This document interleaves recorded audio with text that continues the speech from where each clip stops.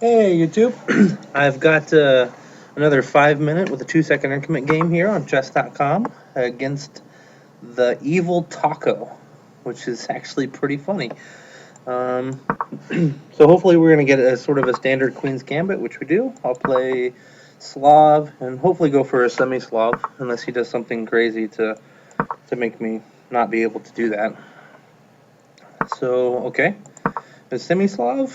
So exchange. Hmm. I hate the exchange Slav. So now we've got kind of like a Queen's Gambit declined. Um, which I don't. Is he just gonna go B4 right off the bat? I don't know. I don't think that move is necessary. So we'll go in castle.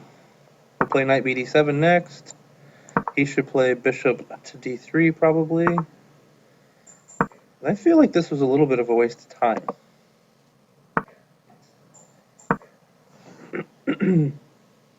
Now we're gonna threaten to play knight into e4 maybe.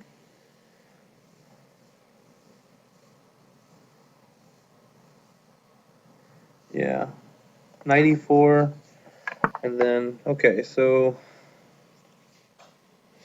this is kind of like the Pillsbury attack.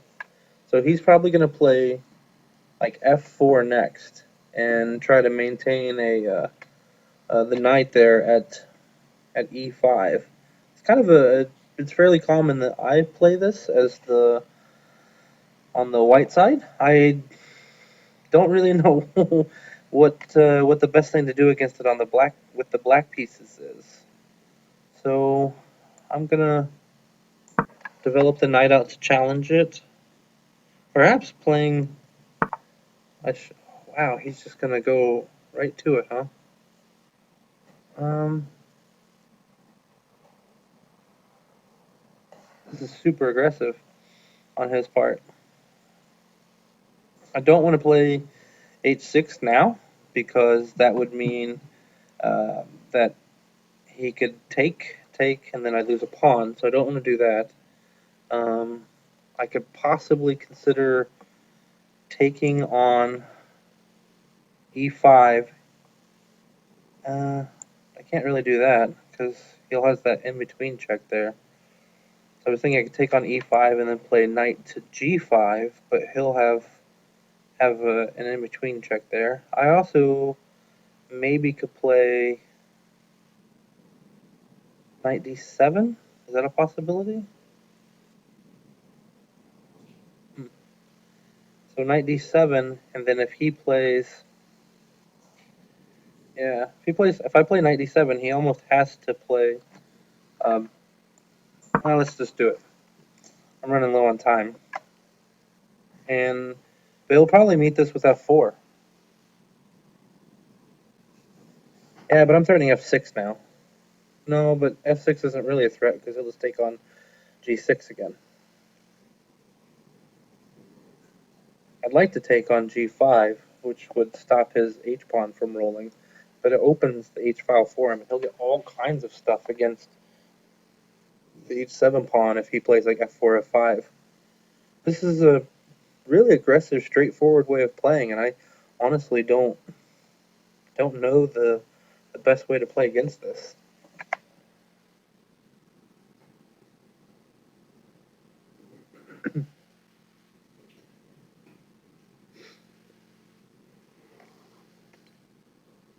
He's thinking now too.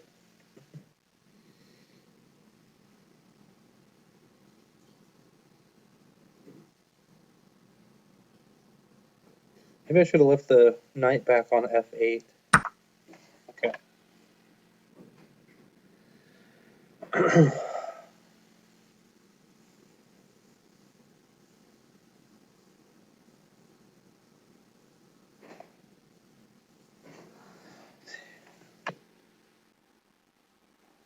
I don't like that I'm potentially opening the H file for him.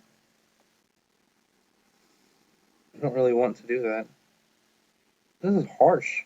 He's almost embarrassing. I'm worried that maybe if I take on g5 and open it, he might even just sack the bishop on g6 and get a queen on g6 with the h-file open. That doesn't seem like something I should do. Plus, if I take on g6, well, yeah, if I take on g5, pawn takes, queen takes, and that's really going to prevent a sack probably on g6. But okay, so castle's queenside, that makes sense. All right, that makes me think I definitely need to try to get something going over here. So there's no way I'm going to open, well,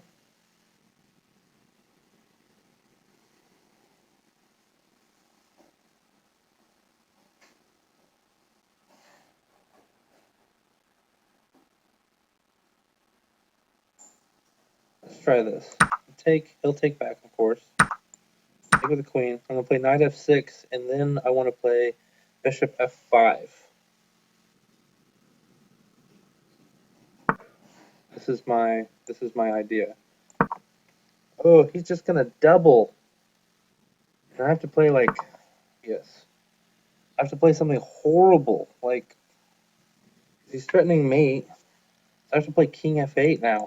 That's an ugly move. It's an ugly, disastrously nasty looking move.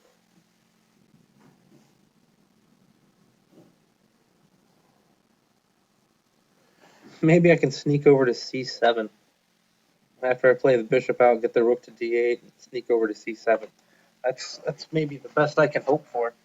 And then just start trading pieces like it was going out of style, and hope that my extra pawn does something. Okay, so he's just said that I'm not going to develop my bishop without him being upset about it. So I guess, no, I can't play. I wanted to play rook e8, but he let me know that that's a bad idea because he'll play rook f1, and then I have to put the knight there, which I don't want to do that. I guess I'll have to play this.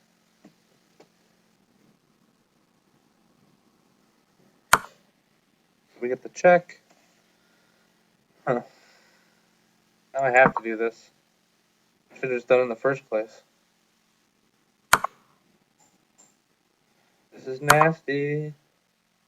Oh, wait. That's not so good. The queen's guarding the rook. That was not so great, buddy. Not so great.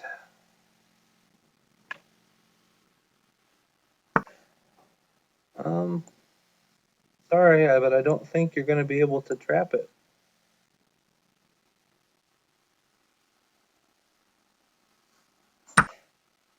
Yeah, get the other rook out. Yeah, I think you just blundered there, buddy.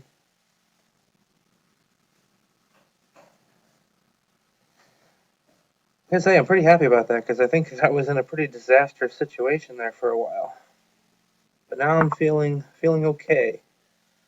So let's double, make him think about the e4 square. Okay.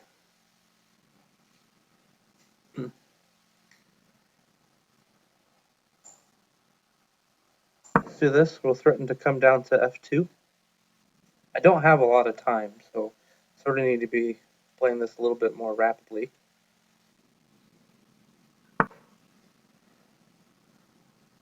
Okay.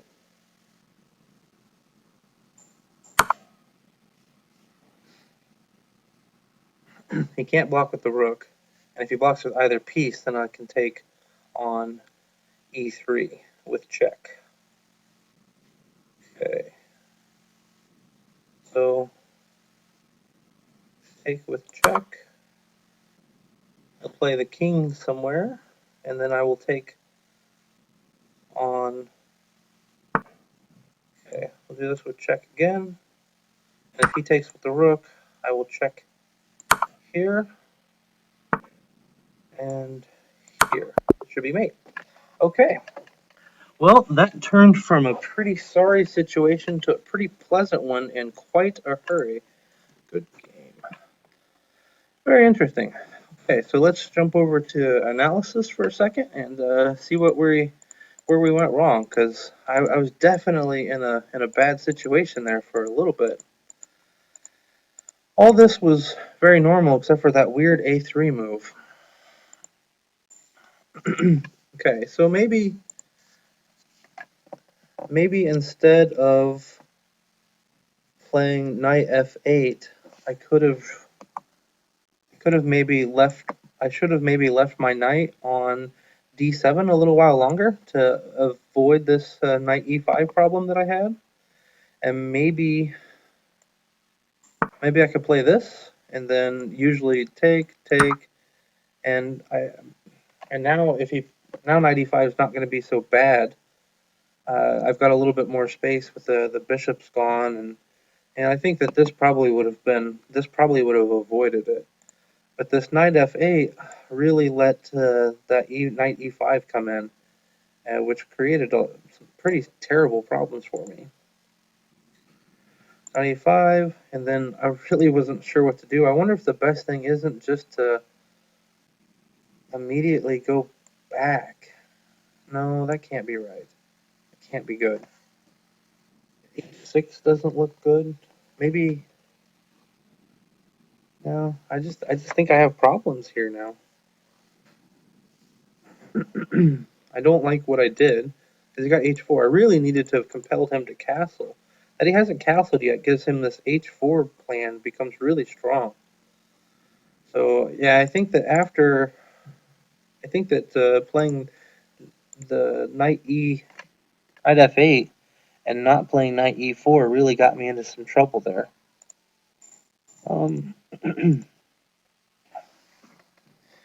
I think he made a smart decision here, even though it cost him a pawn, but I think he got plenty out of it, and I think it was probably pretty risky for me to take this extra pawn here. We're castled opposite sides, just means I should be throwing my pawns down the board, but I'm with the knight here on d7 and the bishop on c8. I didn't see any way that I was going to get an attack going very fast. He was going to be much quicker than I was. So he's guarding his g2 pawn, but man, I would really be asking for it if I took that pawn too. So I'm probably not going to take it, even if he hadn't guarded it. Just too much. So I have 6, and my idea, as I said, was to play the bishop out and try to exchange off my bishop for his. He didn't allow that, and I had to play this kind of terrible move here that I was not a fan of. But maybe it's going to be okay, because I don't know what he plays here. So, but I was thinking I could just escape my king over to this square here, and oops. Oh, I can draw arrows. I just learned that. I thought I was going to escape my king over to here. I wonder how I make them go away now. That's funny. I think you draw it again to make it go away, and you do. Okay, perfect. You just watched me learn something new. Anyway, so after queen b3, which I think forced me to play the... I played b6, but I probably should have just played the rook up, because I ended up having to do that anyway. I didn't like this because I was afraid of this, but I guess this isn't, other than the fact that my knight's in kind of an awkward place, he's not doing anything with his rook on h8 now, other than sort of making my king stay in place. But so I guess maybe this was better, because now I can continue on with my bishop plan of trying to trade off the light-squared bishops.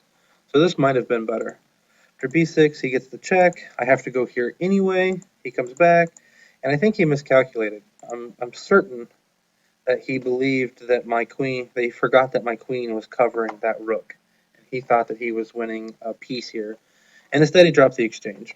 And also sort of ended his attack without his rooks being doubled, I really don't feel so in danger on the H file, especially since the rest of his pieces are over on the queen side. So after f4, which I think he's just sort of lashing out, I guess I could have taken on g2, huh? Didn't really consider that. I was just sort of trying to consolidate and feel safe. And he plays up to g4, and now I take the pawn, and I just go after e3, and get pretty quick checkmate from here. Yeah, it didn't take too long, and that was it. So anyway, I hope you enjoyed the game. Leave any questions, comments, or anything on YouTube, and we'll see you next time. Thank you. Bye bye.